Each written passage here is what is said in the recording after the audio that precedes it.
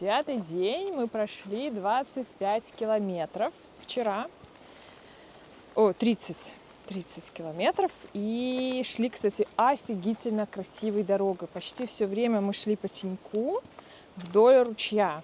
Там было пару переходов вдоль дороги, но в основном все время было по лесу, по парку такой, вдоль железной дороги. Ну вот как приблизительно сегодня, только еще ручей был. Вот. Еще мы встретили и поддержали местных 2 испанцев и приобрели себе сапоги. Если вдруг наши истопчутся, то вот у Сереги тоже такое есть. Не то, чтобы нам очень нужны были сапоги, но просто хотелось как-то его поддержать. Был первый продавец вообще такой милый. Он даже с нами сказал «добрый день» на русском, когда узнал, что мы из Беларуси. Рассказал, что, значит, дорога будет уходить, и выйдите вдоль ручья, там приятнее. И, в общем, и печать нам еще поставил. В общем, очень мило. А второй был такой не очень приятный, но мы все равно купили у него одну наклейку. Вот. Ну, потому что, в принципе, вот сказать, что в апреле вдоль дорог там стоят кучу людей, что-то там пытаются там продать. Нет, тут как бы на удивление, может быть, летом по-другому, не знаю, но не могу сказать, что здесь такой бизнес кипит, и все тебе там что-то в дороге, там, какую-нибудь там воду, бутерброды, там, ну, как обычно на всяких тропах. Ну, понятно, что это паломники, может быть, они там святые люди, и они питаются лучами солнца и водой из родника. Не знаю, может быть, но мы такие больше как для себя, для души. И, в принципе, когда мы видим 1001 закрытое кафе, утром, которые открываются зачем-то. Я не знаю, когда они открываются, потому что они, все время закрыты, эти кафе чертовы. Вот. И потом мы пришли... провод искали. Ломились в каждый магазин. И в одном вчера Сергей почти удалось. И даже у них был какой-то провод для Гармина. Но Гармин сделал... Вот компания Гармин, если вы меня слышите... Сделайте, пожалуйста, зарядку универсальную. Но невозможно же, ну. Фух, ну что ж. День 9. 9 же день сегодня, правда ведь? Я уже просто полностью сбился со счета, какие дни. И самое начало дня начинается с того, что мы штурмим местный рельеф. Фух, каждую секунду просто вот просто под 45 градусов снова идем. Ох, жесть. Обещано было, что будем идти по-ровному. И вдоль океана. Надо в Португалию обратно идти. В Португалии был ветерок, прохладно. Я там даже ни разу не вспотел. Ветер, бриз, мусон, пассат, кто там у них, не знаю.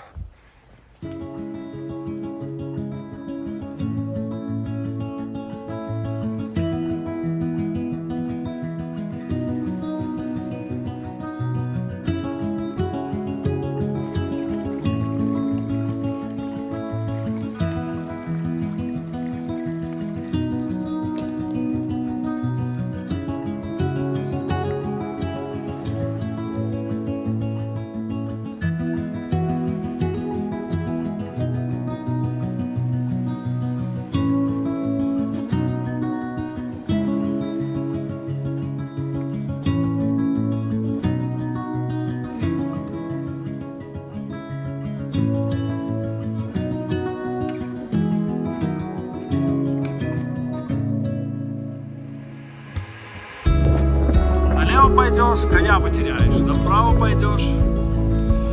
Це комплементаріо.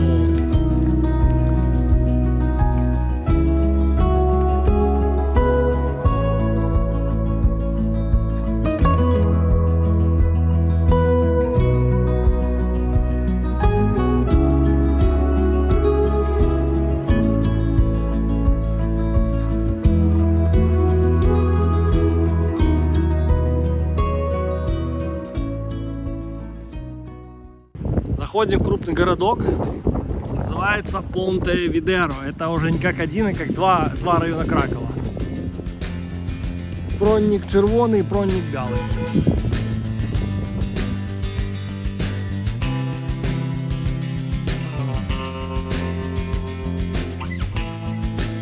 Короче, решаем дилемму.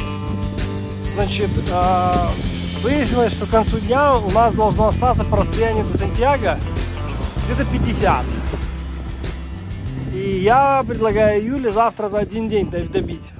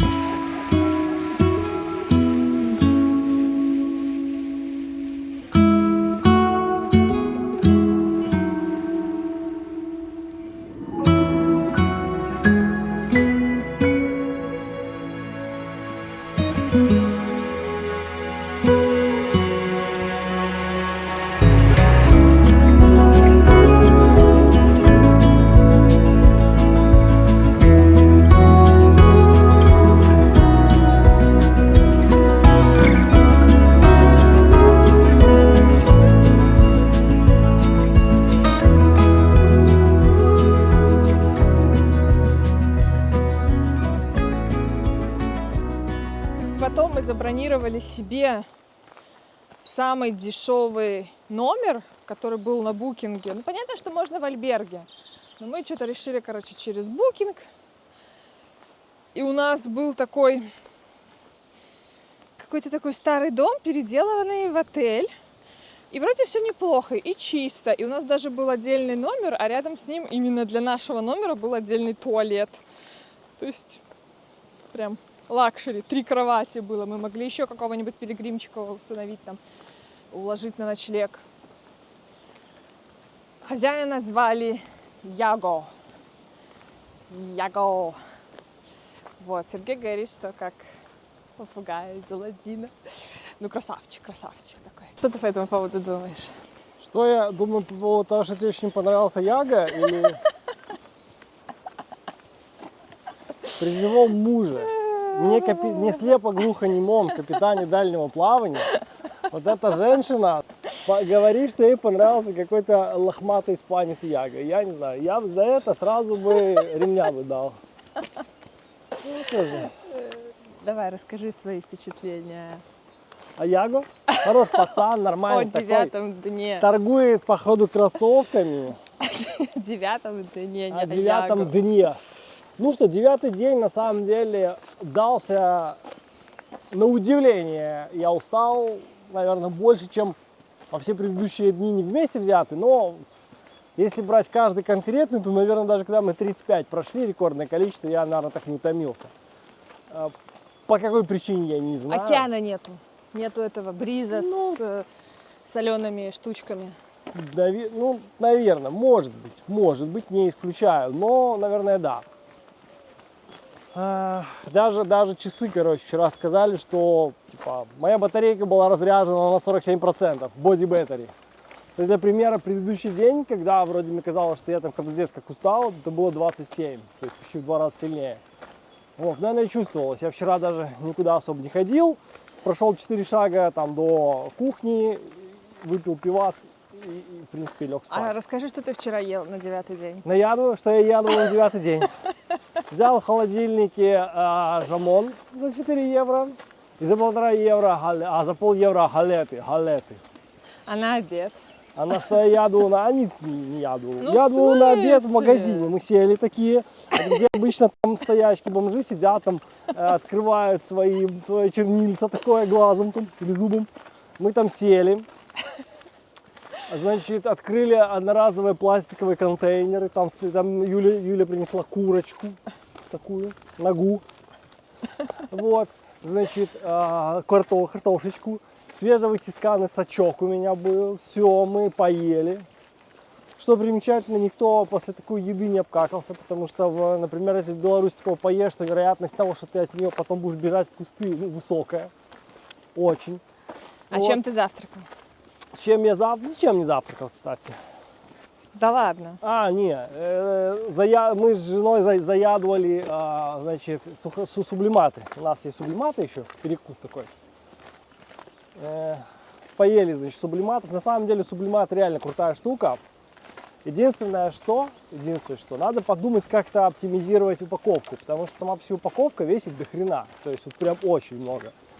В следующий поход, может быть, надо будет взять такие же сублиматы и действительно их в какой-то пакет пересыпать. Во-первых, таким образом можно будет насыпать столько ровно, сколько ты захочешь съесть, потому что очень часто бывает такое, что, ну, как бы, Юля целую порцию не съедает, а мне одному съесть там целую свою и полную.